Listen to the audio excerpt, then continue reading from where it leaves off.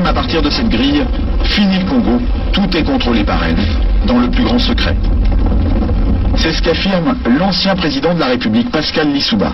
Selon lui, le Congo ne savait même pas combien de pétrole était extrait de son sous-sol.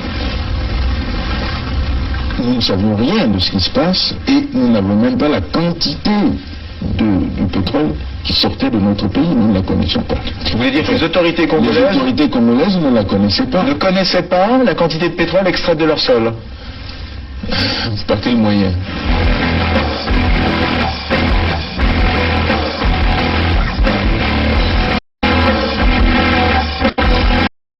Une seconde chose, c'est qu'une grande partie de l'argent qui est dans notre porte-monnaie vient précisément de l'exploitation depuis des siècles de l'Afrique. Pas uniquement, mais beaucoup viennent de l'exploitation de l'Afrique.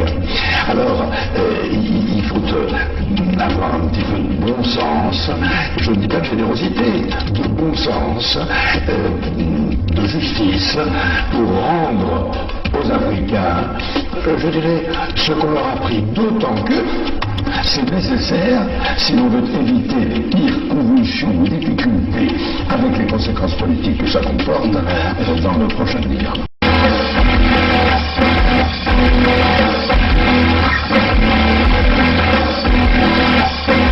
Et un pétrolier de 100 000 tonnes, cela représente près de 100 millions de francs qui échappent aux caisses du pays. On appelle ça une cargaison fantôme. Interrogé sur la question, Loïc Lefeuc-Prigent ne dément pas qu'il y en ait eu. Il y a des cargaisons qui sont produites et qui n'ont jamais été officiellement. Voilà. C'est des choses qui sont arrivées, bien sûr, dans le passé.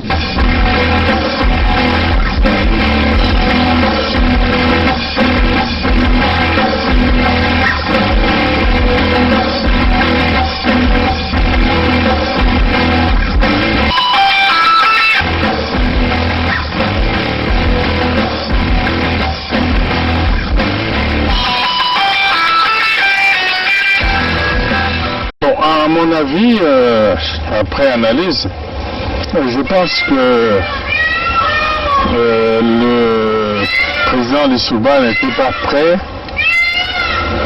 à organiser une élection présidentielle. Je crois qu'il cherchait l'application d'un article de la Constitution qui disait que si pendant la campagne électorale l'un des candidats venait à mourir, le président de la République était autorisé à proroger son mandat et à renvoyer l'élection à plus tard. Je crois qu'il cherchait, à mon avis, cet incident-là pour que l'élection n'ait pas lieu. Parce que moi, je pense qu'il n'était pas sûr de la gagner. L'objectif, c'était Denis Sassou Nguesso. Neutraliser Denis Sassou Nguesso. Oui, neutraliser Denis Sassou Nguesso pour que l'élection n'ait pas lieu. Mes chers compatriotes, je suis en difficulté. Je me bats contre la mort, mais cependant, je vous demande de vous lever pour le changement. Je ne serai pas battu pour rien. Battez-vous. Je ne serai pas battu pour rien. Levez-vous. Comme un seul homme, faites-moi plaisir. Je me bats sur la vie de mort. Vous aussi battez-vous pour votre changement. Allez-y. Il y va de l'avenir de vos enfants. Battez-vous. Merci. On ne pouvait pas s'allier avec Lissouba pour que nos amis de Luanda se croisent les bras. Donc nous avons obtenu un appui matériel de Luanda qui nous a permis d'aller vers la fin de la guerre. Mais je dois dire que cet appui, nous l'avons obtenu début octobre 1997, mais la guerre avait commencé le 5 juin 1997. Et les armes venaient d'où alors? Comment elles étaient acheminées? Il y a les airs, il y a les mers, il y a les routes. Pour partir de Luanda au Congo, je crois qu'on n'a pas besoin d'un miracle, non? C'est un grand État qui a des avions, qui a des bateaux, comment puis-je vous dire? Par quel chemin seraient passées ces armes pour arriver? Mais ils sont arrivés. Donc nous avons obtenu un appui matériel de Luanda qui nous a permis d'aller vers la fin de la guerre. Et les armes venaient d'où alors? Comment elles étaient acheminées? Il y a les airs, il y a les mers, il y a les routes. Pour partir de Luanda au Congo, je crois qu'on n'a pas besoin d'un miracle, non? C'est un grand État qui a des avions, qui a des bateaux, comment puis-je vous dire? Par quel chemin seraient passées ces armes pour arriver? Mais ils sont arrivés. Donc nous avons obtenu un appui matériel de Luanda qui nous a permis d'aller vers la fin de la guerre. Et les armes venaient d'où alors? Comment elles étaient acheminées? Il y a les airs, il y a les mers, il y a les routes. Pour partir de Luanda au Congo, je crois qu'on n'a pas besoin d'un miracle, non? C'est un grand État qui a des avions, qui a des bateaux, comment puis-je vous dire? Par quel chemin seraient passées ces armes pour arriver? Mais ils sont arrivés.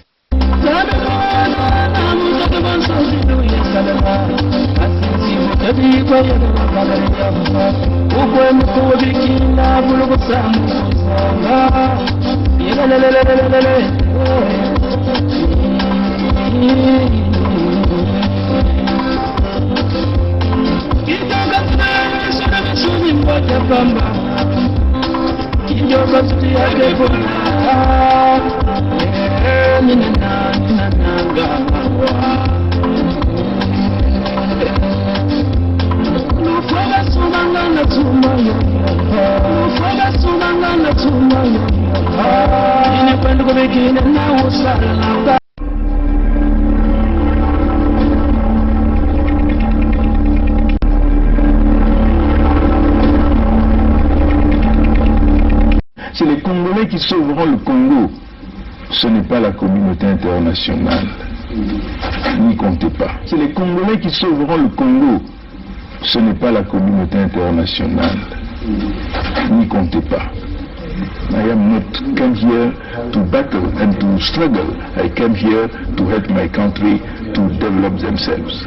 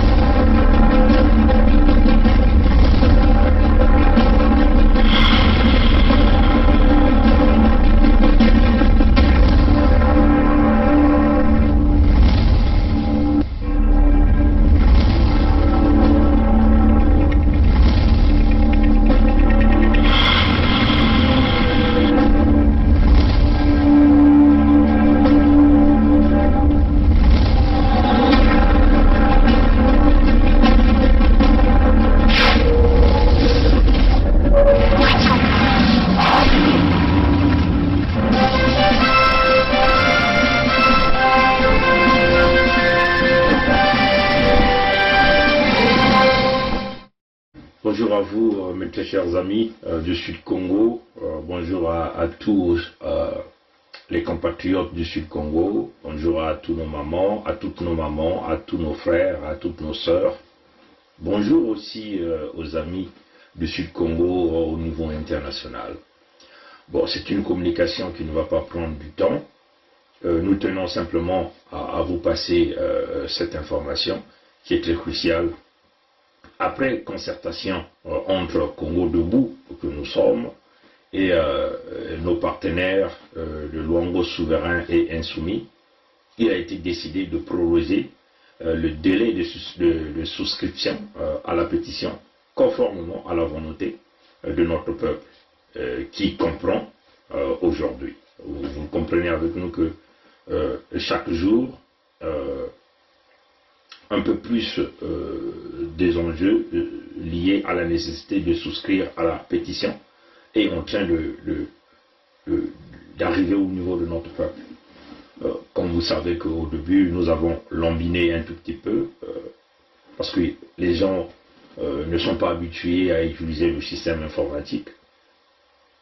Et donc, c'était un peu compliqué, créer une boîte email, enregistrer la communication avec toutes les étapes, quand même que nous avons fait des vidéos de tutoring pour apprendre les gens comment signer la pétition. On a toujours eu beaucoup de difficultés.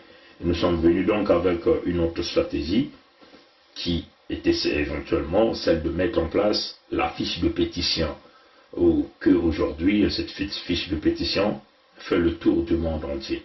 Et cette fiche de pétition consiste simplement à enregistrer les gens directement en mettant leur nom sur la liste de la pétition. Vous voyez bien qu'en bas, il y a une clause qui est là, qui dit en mettant votre nom sur cette liste, vous acceptez d'être signataire à la pétition et accepter les conditions ou tout ce qui a été dit au niveau de cette pétition.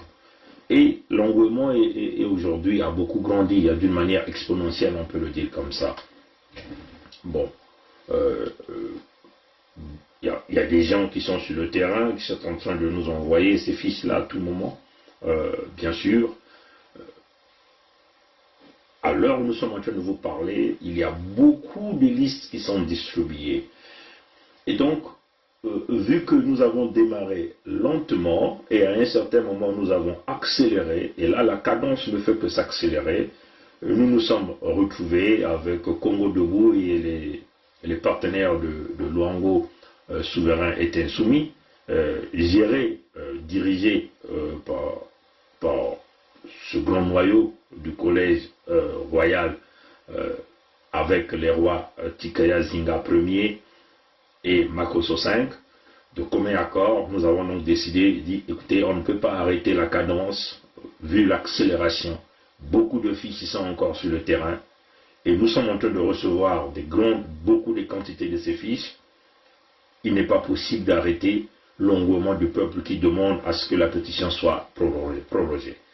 Et donc, Congo Debout, éventuellement, Edim Kaï, Gervais Virangui, moi Pongi, et les sœurs Olga, les frères Rolandi, tout le monde, nous sommes dit, oui, c'est une bonne initiative de pouvoir ajouter 3 mois à la pétition, mais on ne pourra plus aller au-delà de 17 octobre. Le 17 octobre, la pétition va être hermétiquement fermée et nous allons donc procéder à ce que nous allons récolter par rapport au nombre que nous avons reçu des signataires. Nous allons voir ce que nous allons donc faire après. Bon, ça c'est des choses qui ne peuvent pas se dire ici, mais c'est au fur et à mesure que nous évoluons dans le temps. Maintenant, en ce qui concerne le point à faire, nous allons donc dans les jours à venir faire le point sur le nombre de signataires en ligne. Comme vous le voyez, le nombre de signataires en ligne est public. Tout un chacun de vous est capable de voir le nombre des gens qui ont signé. Nous ferons aussi le point sur le nombre des fiches de pétition que nous avons reçues et combien de gens ont signé à travers les fiches de pétition. Une question de transparence. Il s'agit ici de dire, nous tenons à rassurer que nous allons continuer à garder l'anonymat de tous les signataires, parce que sur cela, on ne peut pas rendre public les listes des signatures de la pétition. C'est une question de confidentialité, mais nous donnerons le nombre de fiches que nous avons déjà reçues et nous donnerons aussi le nombre des signataires à travers la fiche et nous vous donnerons le total de tous les Congolais du Sud-Congo qui ont apporté leur soutien à la pétition, qui ont donné leur volonté de se séparer de l'entité Congo avec C, et nous vous le donnerons. Bon, comme vous le savez, parmi nous, il y a encore ceux qui sont encore très hésitants de s'engager. Ils ne savent pas où se situer. À un certain moment, ils veulent être au milieu. Ils veulent aller sauvegarder la République une et indivisible qui n'a jamais existé. Ça, c'est clair. Cette forme de république, c'est une république, comme on a toujours l'habitude de vous le dire, c'est une république qui appartient à la France, dont la France a mis ses mercenaires Mochila. Les 24 dernières années ont encore démontré que ce Congo une et indivisible qui est dans vos rêves, en réalité, n'a jamais existé. En plus même, l'État Congo est un État mort-né. Et là encore, nous avons démontré ça par l'appartenance de ce fameux l'entité Congo avec C, dans la communauté, dont le président de la communauté qui est Macron Emmanuel actuellement. Bon, vous comprenez bien avec nous que cette République une et indivisible, même les fondateurs de cette République aujourd'hui sont en difficulté. Et il y a beaucoup de tensions même au niveau même des fondateurs de cette République une et indivisible. Éventuellement, nous voulons parler ici de la République française. Oui, vous comprenez qu'il y a beaucoup de langues qui se lèvent, il y a une dictature qui est en train de s'ancrer dans ce pays-là, et même des politiciens, des députés, nous avons vu, un député, je n'ai pas envie de donner le nom, a traité même son président d'un fou. La vidéo circule, fait le tour. Cet homme est devenu fou. Son regard était celui d'un fou. Cet homme est devenu fou. Son regard était celui d'un fou. Cet homme est devenu fou. Son regard était celui d'un fou. En vérité, le président de la République qui n'est plus qu'un président d'opérette, qui n'a plus de légitimité et qui doit être chassé du pouvoir. Le président de la République, aujourd'hui, prend une mesure contraire au principe de liberté de circulation. Il prend une mesure contraire au principe d'égalité. Il prend une mesure contraire au principe de fraternité. Il dresse des millions de Français contre des millions d'autres.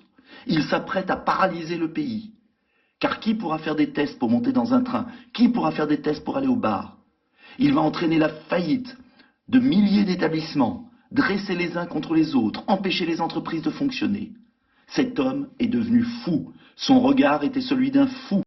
Cet homme est devenu fou. Son regard était celui d'un fou. Cet homme est devenu fou. Son regard était celui d'un fou. Et je le dis très clairement, nous ne pouvons pas accepter de telles mesures. C'était d'un fou. Comprenez ça, chers amis. Donc vous comprenez que, oui, quand l'injustice s'installe, quand la dictature s'installe, même ceux qui sont spécialistes dans la politique, dans l'économie, l'indignation est totale.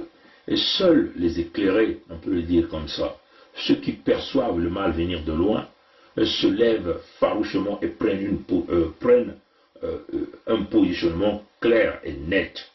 C'est clair. Et ça, c'est clair. Vous voyez vous-même que même les fondateurs de cette république, dont vous croyez qui vous appartient, eux-mêmes veulent commencer même à détruire leur république. On comprend ça, parce que nous nous dirigeons vers là. Ce qui va se passer en France dans les jours à venir, c'est qu'il y aura des groupes armés, les gens vont prendre les armes et ils vont chercher à guillotiner les élites politiques qui sont rentrées dans cette corruption. Ça va arriver. On vous avait déjà prévenu ça. Maintenant, vous allez nous dire, vous les adeptes du Congo est indivisible, comment allez-vous faire, puisque même les fondateurs de cette république sont en train de fracasser cette république-là. Ils ont même traité Macron Emmanuel, apparemment leur président, de fou. Comprenez ça, cher? Alors, comme nous, on vous a dit, il n'y a que deux chemins. Il n'y a que deux chemins. C'est-à-dire que nous ne pouvons jamais changer les débrasistes. Les débrasistes sont là, déjà nous sommes en train de voir, nombreux se sont levés, ils continuent à bondir le drapeau vert, jaune, rouge, et les débrasistes seront toujours là pour vouloir nous maintenir le genou au cou, nous faire miroiter ce rêve de vivre ensemble qui n'a jamais existé, déjà plus de 60 ans, ce rêve-là n'a jamais existé. Toutes les fois qu'un sudiste a pris le pouvoir, nous avons toujours vu ce qui s'est passé. Vous comprenez ça, Et eux, quand ces nordistes-là, par le biais des Moshi, ont pris ces pouvoirs-là, nous savons aussi ce qui est arrivé à notre peuple du Sud-Congo. Et donc, nous nous sommes dit, nous ne pouvons continuer à laisser nos leaders, qu'ils soient politiques, économiques, se faire guillotiner tout le temps parce qu'il y a une bande d'individus qui veulent conserver le pouvoir au nord du Congo. Non. En plus, nous ne pouvons accepter que les terres laissées par nos ancêtres au sud Congo, que les Moshi, les gens qui viennent d'ailleurs, commencent à les vendre, à les brader. Non, on ne peut pas accepter. Nos ressources naturelles, non, ne profitent pas aux ayants droit. On ne peut pas accepter ça, chers amis. On s'est dit, on a pris notre responsabilité, on a dit, il n'est pas question de faire la politique comme on est en train de le faire pendant les 60 dernières années. On ne peut pas continuer à jouer à la vie des citoyens du Sud-Congo de cette façon. On a dit non, il faut qu'on change de cap, on change la manière de faire la politique, la manière de faire l'économie. La politique est étroitement liée à l'économie, est étroitement liée au social. Dans notre vision que nous voulons ramener au Sud-Congo, il s'agit de bâtir une politique basée sur le fédéralisme, ce qui éliminerait déjà les conflits ethniques, le tribalisme, le régionalisme, la responsabilité dans la gestion des ressources naturelles. On n'accusera plus les individus de telle ou telle autre région. Comprenez ça, chers amis.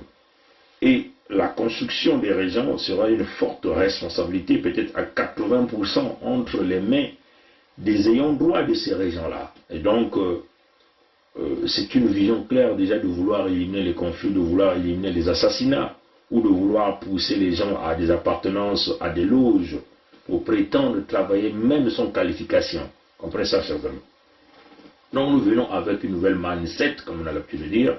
On vient avec la force économique, avec une vision de vouloir donner la puissance et le pouvoir économique, minimum 51% entre les mains des ayants droit. Comprenez ça, chers amis. Une stratégie pour éviter la fuite des capitaux. Voilà la vision. C'est cela la vision. Et en le faisant, nous n'avons tué personne. En le faisant, nous n'avons volé personne. En le faisant, nous visons droit l'intérêt de notre peuple au Sud-Congo. Comprenez ça, chers amis.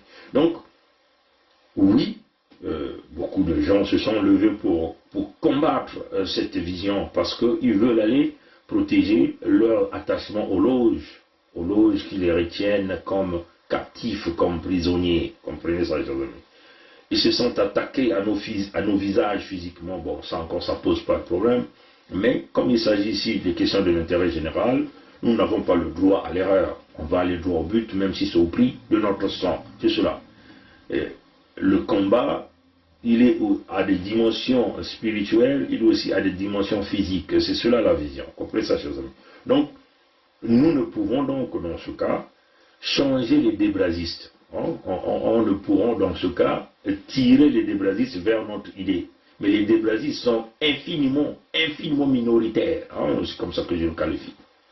Vous comprenez bien en expression mathématique, quand on dit infiniment petit, vous comprenez bien que nous sommes quasiment là vers zéro, vers moins l'infini. Comprenez ça, chers amis, on peut le dire comme ça.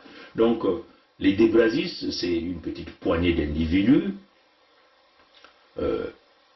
qui jouent à ce jeu dangereux de la destruction. Parce que les débrasistes qui s'attaquent à cette vision, c'est éventuellement la vision du PCT, et c'est cette vision qui consiste simplement à donner des t-shirts aux gens. Vous comprenez ça, chers amis? Parce que dans le Congo un est indivisible, le Congo un est indivisible est basé sur le déploiement, on peut le dire comme ça. C'est comme un peu, c'est une armée, le PCT. C'est le déploiement des t-shirts, c'est le déploiement des casquettes.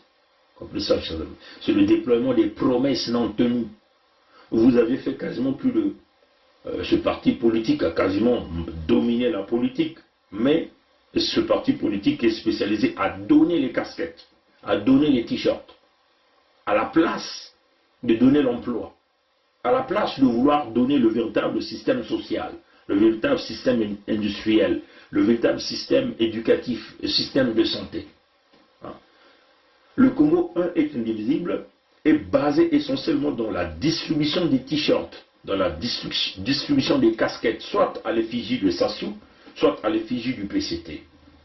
Et c'est là où on a borné la grande partie de nos amis et de nos frères et de nos sœurs. La preuve en est qu'ils ont organisé une élection de farce il n'y a pas très longtemps. Vous avez vu comment ils ont déplacé des masses d'individus avec des casquettes, des t-shirts, à la place de leur donner des emplois. Si ce n'est que des emplois temporaires de 2 jours pendant leur temps de campagne. Aujourd'hui, tous ces gens-là qu'on a déplacés de partout n'ont pas d'emploi.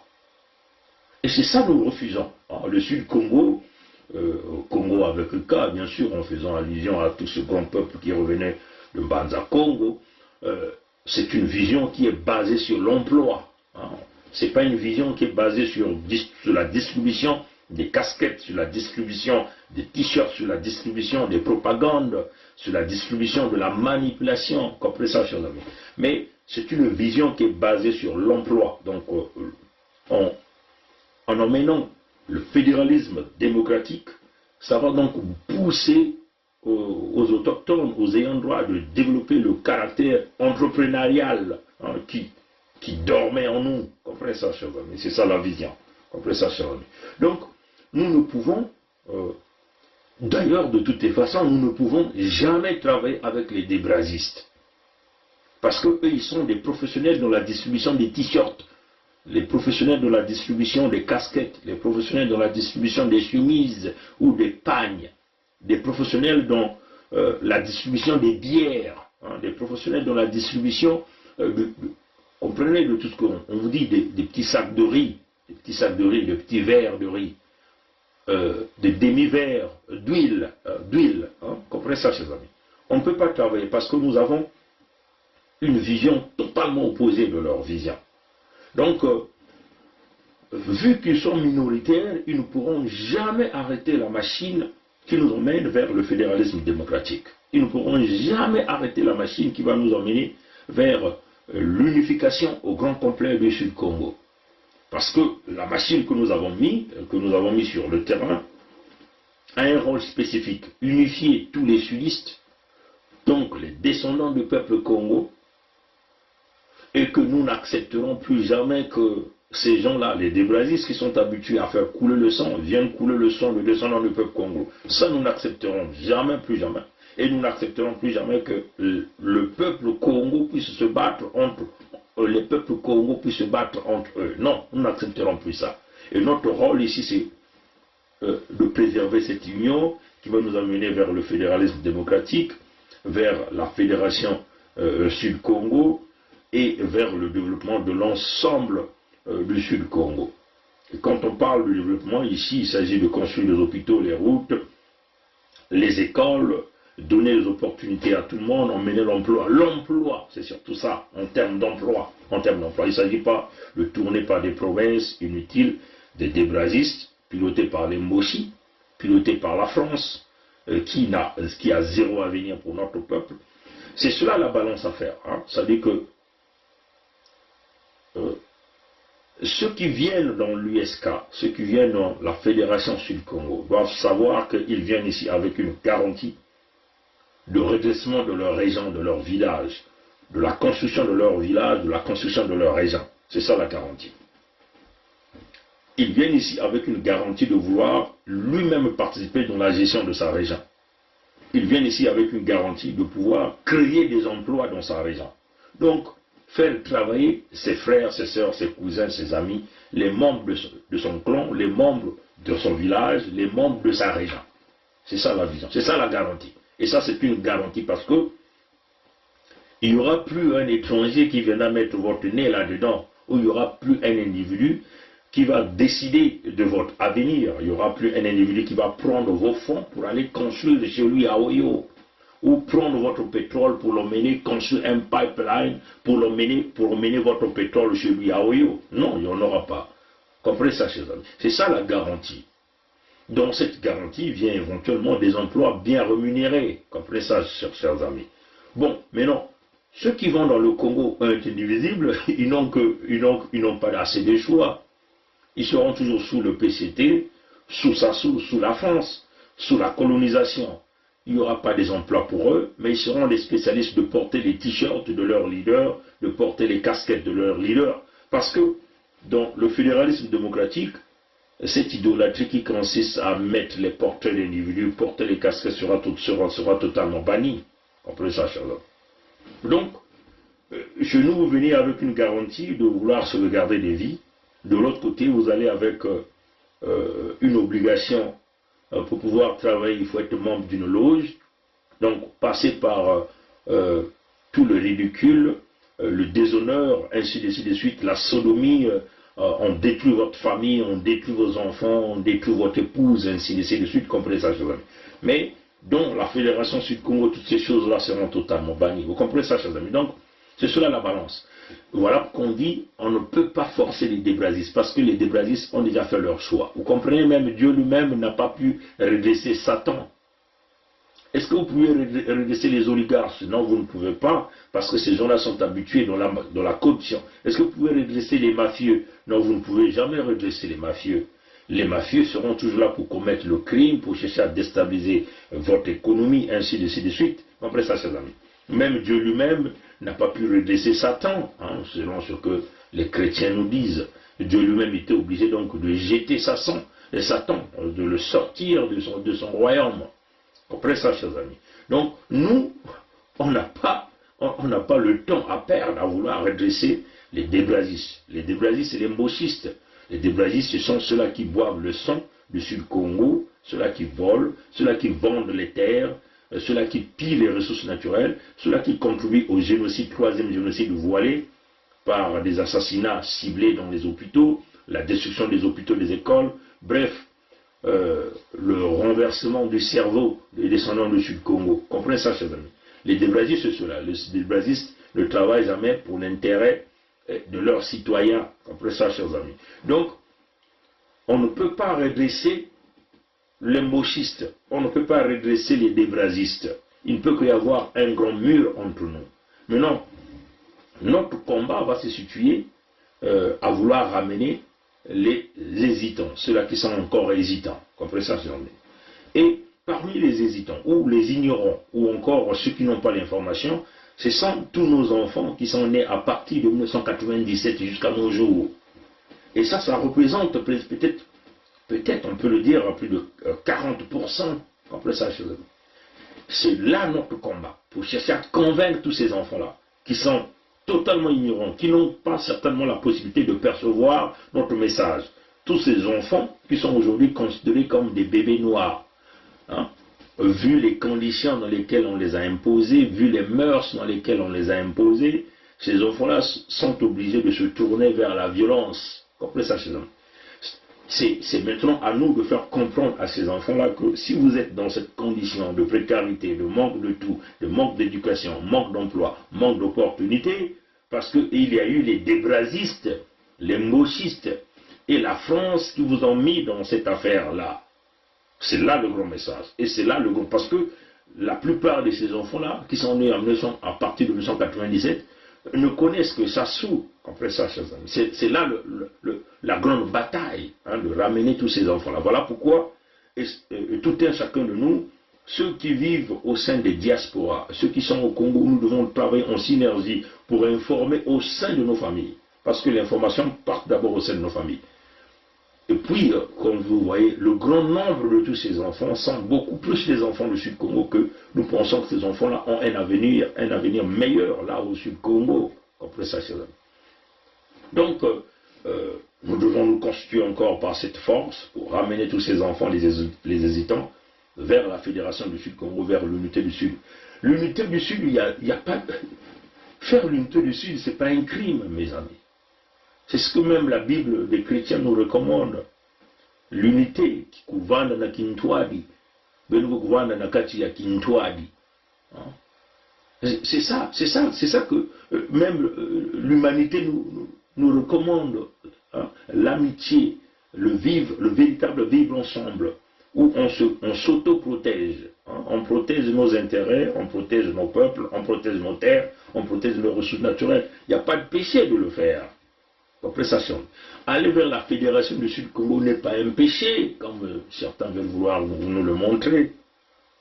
c'est simplement changer la formule, une formule qui n'a jamais marqué, calquée à la formule de la France. La France elle-même, c'est un pays très endetté, mais qui cache ses dettes derrière des crimes en Afrique. Comprenez ça, chers amis. Donc, on ne peut pas bâtir un modèle sur un précédent modèle qui ne fonctionne pas. Il faut changer de modèle économique, il faut changer de modèle politique pour pouvoir s'en sortir. Et nous avons ce modèle-là que nous avons proposé, parce que les précédents, enfin, selon le modèle que nous sommes en train de procéder, le modèle que nous sommes en train de proposer a plusieurs exemples qui ont déjà fonctionné dans le passé et continuent de fonctionner jusqu'à aujourd'hui.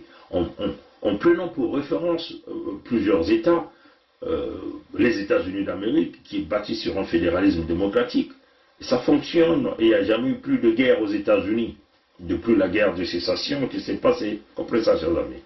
Vous comprenez ça, chers amis? En prenant le modèle de la Suisse, même le modèle du Canada, qui est un modèle basé sur le fédéralisme avec plusieurs provinces et territoires, il n'y a jamais eu de guerre. Hein? Vous comprenez ça, chers amis? C'est un modèle qui fonctionne. Nous pouvons toujours copier des modèles, même qui viennent d'ailleurs, qui fonctionnent. Mais ce que vous devez aussi comprendre, que dans nos cultures, au temps de nos ancêtres, il y a eu le fédéralisme, hein, puisque ce sont les termes que nous utilisons aujourd'hui. Parce qu'il y a eu des chefs des territoires qui géraient les territoires. Ils sont pourtant d'aller en classe avec les autres territoires. Prenons le grand territoire de Luango, il y avait un roi, Mani Makosso Chikoso, qui était là. Au même moment que Mani Makosso Chikoso était sur le territoire de Luango, au territoire du Nyadi, il y avait le roi Moalambungu, roi du Nyadi. Comprenez ça, chers amis, et qui gérait beaucoup de gens. Et prenons le territoire de l'Udima, il y avait Mikaya Pongi, chers amis, qui gérait des territoires de richesse énormes.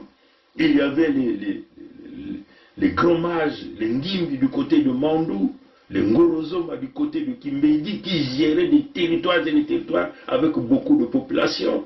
C'est une forme de fédéralisme parce que toutes ces entités-là étaient dans l'entité Congo, mes chers amis.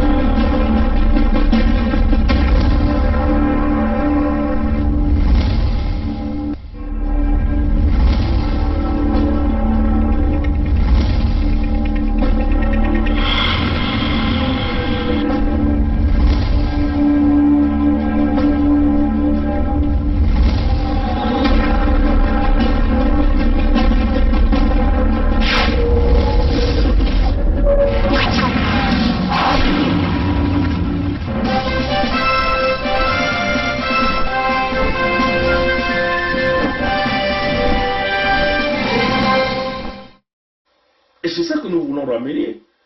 Oui, nous sommes simplement en train de regarder le modèle occidental, par exemple celui du Canada, de la Suisse, peut-être même des États-Unis, ainsi de suite. Non, chez nous, il y a déjà eu le fédéralisme qui a déjà existé par les grands chefs de territoire qui ont géré des grands territoires avec beaucoup de population. Ces gens-là ont réglé leurs problèmes dans l'amiable sans pourtant qu'il y ait effusion de sang.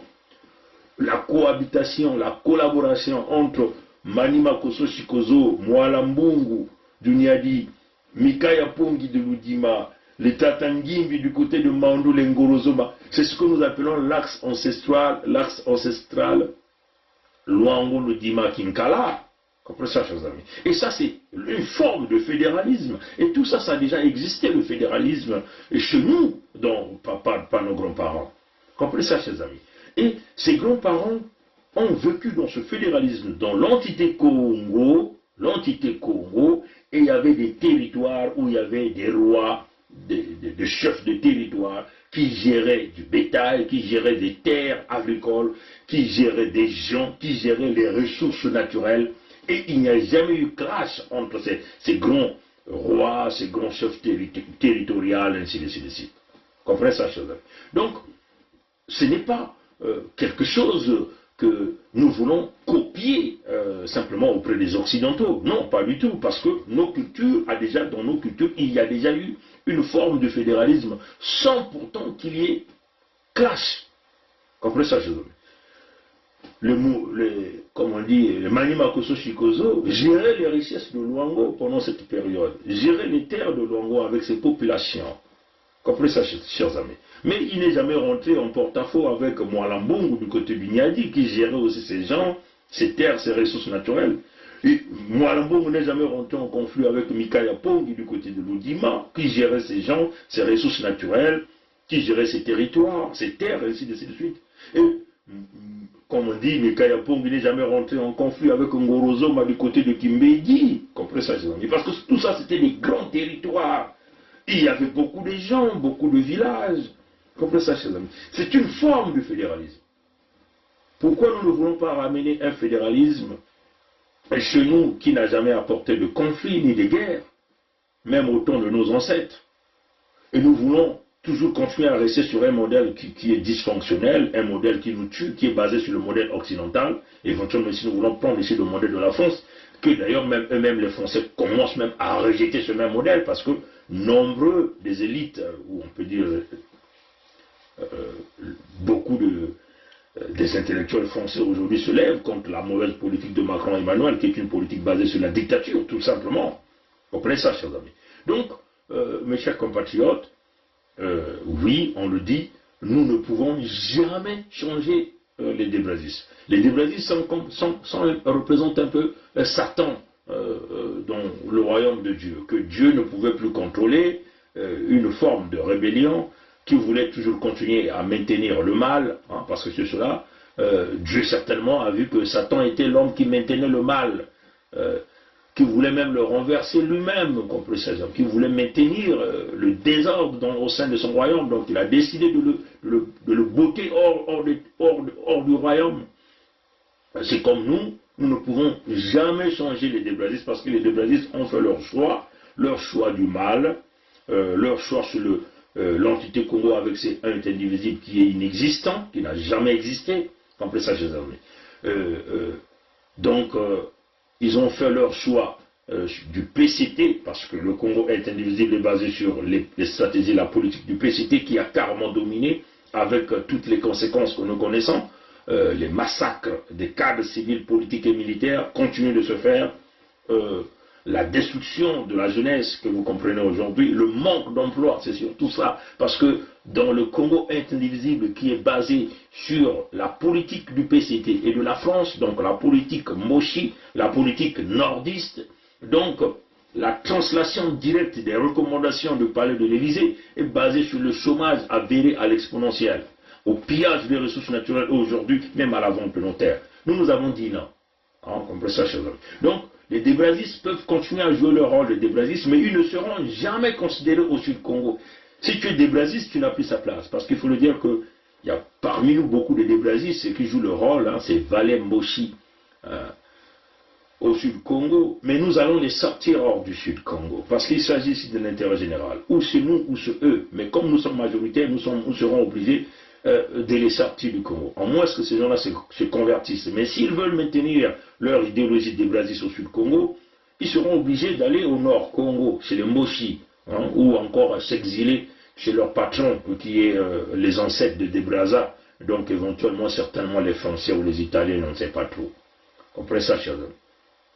Notre bataille aujourd'hui doit se centraliser pour aller chercher ces jeunes-là, tous ces jeunes qui sont nés à partir de 1997 jusqu'à aujourd'hui. C'est là où se retrouve une grande partie de la population, Nous devons aller chercher cet échantillon-là, les ramener au sein de nous, par la vision de l'unité du Sud, le fédéralisme démocratique, seul moyen, l'unique équilibre des forces que nous avons, l'unique balance des forces pacifiques pour protéger notre peuple, protéger nos terres, protéger nos ressources naturelles. Ce que nous faisons, ce n'est pas un péché, nous sommes là dans le droit, hein. Nous sommes là dans la légitimité, et nous parlons au nom de notre peuple qui nous a donné cette légitimité. Nous sommes les ayants droit au Sud-Congo, et nous ne pouvons laisser quelques individus, parce qu'ils ont des petits intérêts de leur ventre, vouloir chambouler l'avenir et le futur de l'ensemble des descendants Congo. Et ça, nous disons non, nous allons nous opposer à ça. Ceux qui rêvent, les déblazistes qui rêvent dans un Congo indivisible, c'est très clair, ils iront parler de Congo indivisible chez les Moshi, pas chez nous au Sud-Congo. Mais d'ailleurs, le Congo indivisible, là, vous allez le faire avec qui? Puisque même eux-mêmes, les Moshi, ne sont pas dans cette démarche. Même quand même qu'ils essaient de vous faire véhiculer le vivre ensemble qui est totalement voilé. On n'a pas envie de rentrer dans les détails, mais aussi au Sud-Congo, notre peuple aujourd'hui a compris que nous sommes là à une cohabitation totalement impossible. On ne peut plus jamais vivre ensemble avec des criminels, des destructeurs, ainsi de suite. Donc, vous voyez que nous remercions tous les membres de Congo Debout parce qu'ils ont maintenu le cap, hein, c'est clair. Nous remercions aussi nos partenaires de Luango Souverain est Insoumis qui ont compris notre vision, et nous aussi nous avons compris leur vision. Donc nous remercions le frère Edim Kaï, le frère Gervais Bienangui, nous remercions la sœur Olga, Rononitou, nous remercions, je remercie moi-même aussi, nous remercions Tikaya Zinga Ier, Sa Majesté Tikaya Zinga Ier, roi de Longo, nous remercions Sa Majesté Bakoso Senghor, roi de Longo, et nous remercions l'ensemble de tous les membres qui travaillent aujourd'hui pour faire véhiculer la fiche de la pétition. Nous encourageons les gens de continuer de signer cette fiche. N'oubliez pas aussi, hein, ceux qui ne peuvent pas signer la pétition peuvent directement signer la pétition en ligne. Ceux-là qui connaissent comment signer la pétition, parce que nous avons fait plusieurs vidéos, plusieurs tutorings, on a mis en ligne, on a vraiment fait le maximum, il faut le dire que nous avons fait vraiment le maximum pour essayer d'emmener le monde à signer cette pétition. Nous avons utilisé toutes les stratégies nécessaires et nous avons demandé aux gens de visionner le tutoring pour comment signer la pétition. Continuez donc de signer la pétition. Comme on l'a dit, on l'a prorogé de 3 mois de plus. Mais en tout cas, le 17 octobre 2021, nous fermerons cette pétition. Comme on l'a dit au début de ce direct, c'est par un consentement de tous les groupes qu'il s'agit de Congo Debout que nous avons donc décidé de proroger cette pétition, parce que il y a une cadence aujourd'hui des souscriptions à la pétition. Donc on ne peut pas arrêter cette cadence-là, puisque nous avons commencé très lentement. Maintenant que nous avons déjà atteint une certaine vitesse de croisière, et beaucoup de fiches sont encore dehors. Des gens nous disent qu'ils sont en train de enrôler des gens, ils sont en train de enrôler nos peuples à cette pétition. On ne peut donc fermer la pétition le 17 juillet. Donc nous avons décidé de prolonger de 3 mois. Mais donc la pétition va être fermée le 17 octobre 2021. Mais en tout cas, nous sommes très clairs là-dessus. Après le 17 octobre 2021, la pétition est fermée. Donc essayez de faire le maximum des gens, le maximum. Allez-y, touchez encore les villages, continuez de nous envoyer la fiche de pétition. Ceux qui ont la possibilité de signer la pétition en ligne peuvent le signer directement en ligne.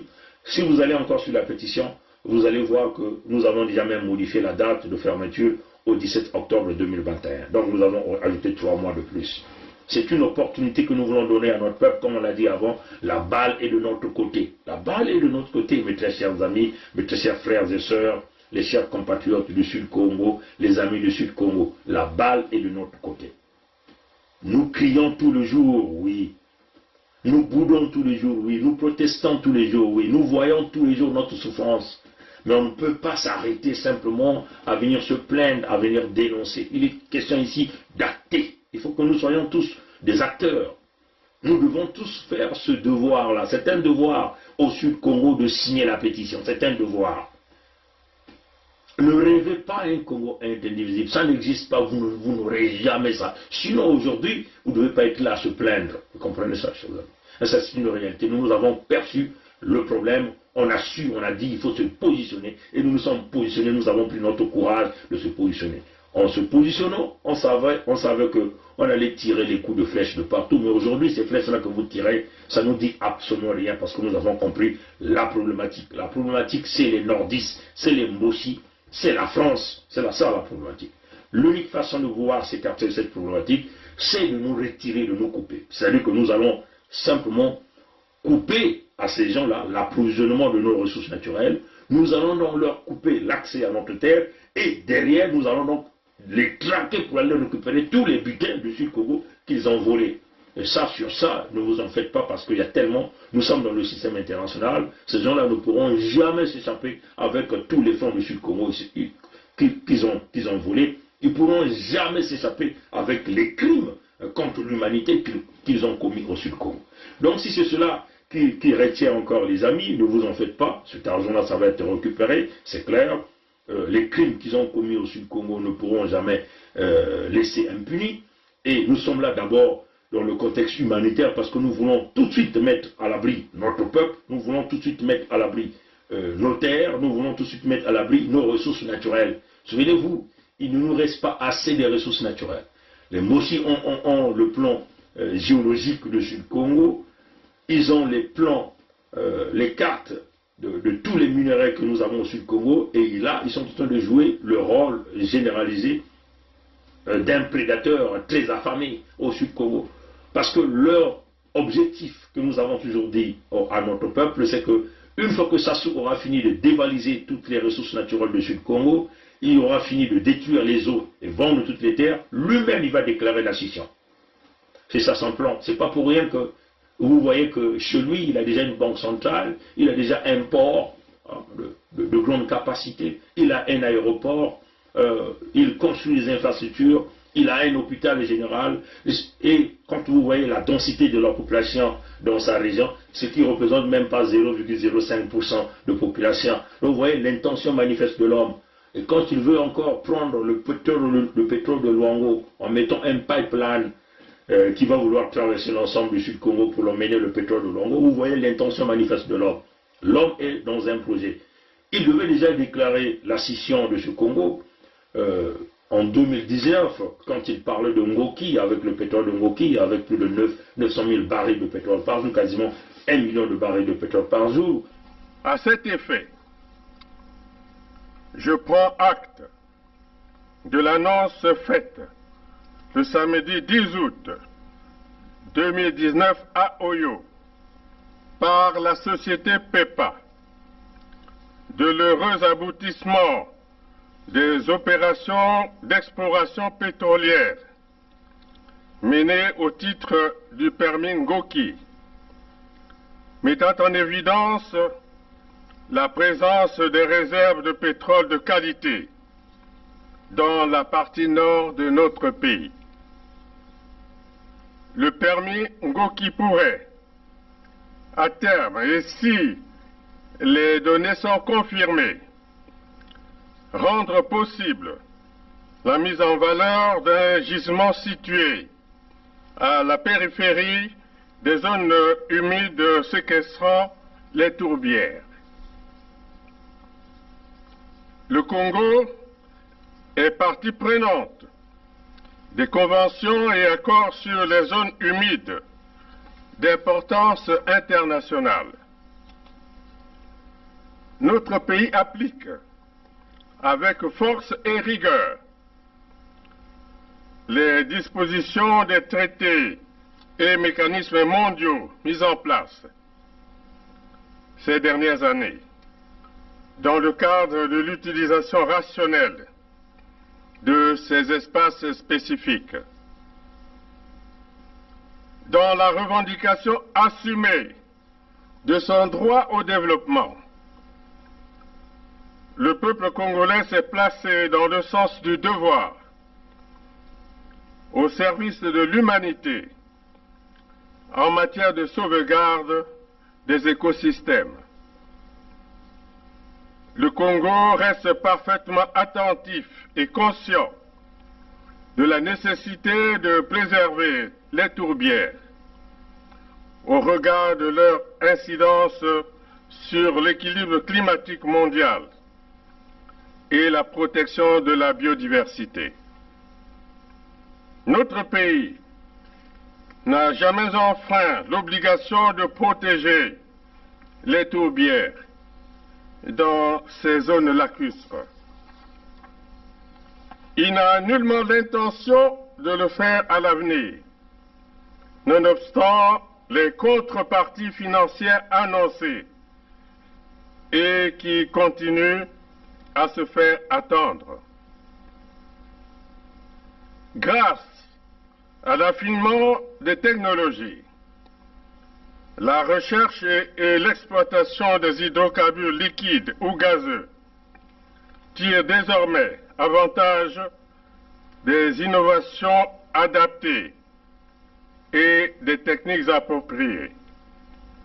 Celles-ci permettent, par une bonne chirurgie, d'en limiter l'impact sur l'environnement et certains milieux naturels. Si ce pétrole-là avait été confirmé, le Mboshi aurait déjà décrété la scission du Congo. Comprenez ça, chez eux. Mais là, ils sont dans une phase, ils ont mis donc une colonisation. Ils sont en train de faire comme les Européens l'ont fait. C'est-à-dire qu'ils vont vous piller, ils vont piller le Sud-Congo en général, ils vont vendre le Sud-Congo en général, et ils vont donc couper la complicité, et aussi une complicité nordiste, où vous voyez, aucun cadre civil, politique ni militaire du Nord ose bouder ce que le Mboshi sont en train de faire. Ces gens-là travaillent en synergie, ça fait partie du pacte du Nord, c'est-à-dire faire coloniser le Sud, et ces gens-là ont la protection de la France, qui est une nation criminelle, dont le génocide qui est en train de se passer au Sud-Congo. Et ça, nous disons non. Hein, comprenez ça, donc, nous voulons tout de suite mettre à l'abri notre peuple, nos ressources naturelles, nous voulons mettre tout de suite à l'abri nos terres, parce que le prédateur Mboshi veut vouloir l'exterminer et décréter la scission du Congo. Donc vous allez vous retrouver un peuple Congo au sud, ou un peuple au sud qui n'a plus de terres, un peuple du sud qui n'a aucune ressource. Donc en réalité, nous allons devenir des esclaves sur nos propres terres, parce que ce sont des étrangers qui vont donc prendre nos terres, ou encore les Mboshi, l'oligarque Mboshi, qui va donc gérer les terres, les propriétés du Sud, les ressources naturelles du Sud. Et ça, nous disons non. Il est question ici pour tout un chacun de nous d'essayer de s'élever et de vibrer à une certaine amplitude, de comprendre la problématique.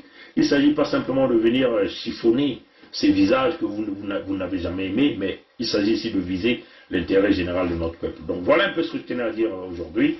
Je crois que je vais terminer par là parce que j'ai plein de choses à faire après. Je réitère en conclusion, nous avons en commun accord, après concertation, Congo debout, et les partenaires de Luango souverain et insoumis, nous avons décidé de proroger le délai de souscription à la pétition conformément à la volonté de notre peuple, hein, qui a compris qu'il fallait augmenter la cadence pour pouvoir enrôler le maximum des gens. Et les enjeux liés à cette pétition, à cette souscription, sont très importants. Oui, la balle est de notre côté. Nous qui voulons reprendre nos terres, la balle est de notre côté. Nous avons là la clé de notre libération. On le répète, on le réitère. Nous avons là la clé de notre libération. Informons cette classe des jeunes qui sont nés à partir de 1997 jusqu'à aujourd'hui, que tous ces jeunes-là viennent massivement. Vous savez, là, vous pouvez aller les chercher. Ils sont beaucoup plus sur Instagram, que ces jeunes-là viennent s'associer à nous pour que nous augmentons la cadence, même sur la pétition qui est en ligne. C'est surtout ça, la partie visible. C'est surtout la partie visible. La pétition qui est en ligne, on relaie le maximum des gens sur cette pétition. Continuons d'envoyer la fiche de pétition. Nous allons continuer encore cette campagne jusqu'au 17 octobre 2021. Et au 17 octobre 2021, nous allons fermer la pétition et nous passerons à une autre phase. Merci d'avoir suivi les directs. Que Dieu nous garde, que Dieu nous bénisse, que nos ancêtres nous gardent, que nos ancêtres nous bénissent. À la prochaine. Au revoir. C'est notre pays à nous tous. On ne peut pas prendre seulement les gens le même parti et les autres. Mais il y a une chose que je veux vous parler, une chose. Le Congolais n'a jamais voulu la guerre. Le Congolais lui-même, il ne peut pas la guerre. Ceux qui aiment la guerre, je te dis maintenant, c'est le PCT. Le président avait 2 mandats. Pourquoi lui, il veut prendre 3? Le Congolais n'a jamais voulu la guerre. Le Congolais lui-même, il ne peut pas la guerre. Ceux qui aiment la guerre, je te dis maintenant, c'est le PCT. Le président avait 2 mandats. Pourquoi lui, il veut prendre 3? Peut nous aider. Quand on est engagé, la peur s'estompe. Quand on n'est pas engagé, la peur occupe le lieu qui devait être rempli par l'engagement. Je pense aux sportifs engagés, je pense aux militaires engagés, je pense aux femmes engagées dans leur ménage, engagées dans l'éducation de leurs enfants. Elles n'ont pas peur. Elles n'ont pas peur. Les engagés n'ont pas peur. Et si nous, Église aussi, nous étions engagés, nous n'aurions pas peur. Même sans être Saint Ignace qui désirait le martyre, nous serions audacieux pour dire aux politiciens, même aux politiciens de nos ethnies propres, que ceci n'est pas bon. Quitte à ramasser des gifles, quitte à être persécuté, mais on n'aurait pas peur. Je pense que la peur, c'est l'expression d'un vide, d'un manque d'engagement. Et donc d'un manque d'amour. Parce que celui qui aime ne peut pas ne pas s'engager. Quand on aime Dieu, on s'engage. Quand on aime la nation, on s'engage. Quand on aime les autres, on s'engage. Quand on n'aime pas, pourquoi s'engager? Et je vous dis, aujourd'hui, je vous le dis, nous avons eu le général Dabira, moi et le colonel Bongo, qui était à la sécurité militaire. Nous avons eu à rendre compte au cours d'une réunion de commandement présidée par le président de la République de ce que des assassinats étaient commis et qu'il fallait prendre les mesures pour faire cesser cet état de choses.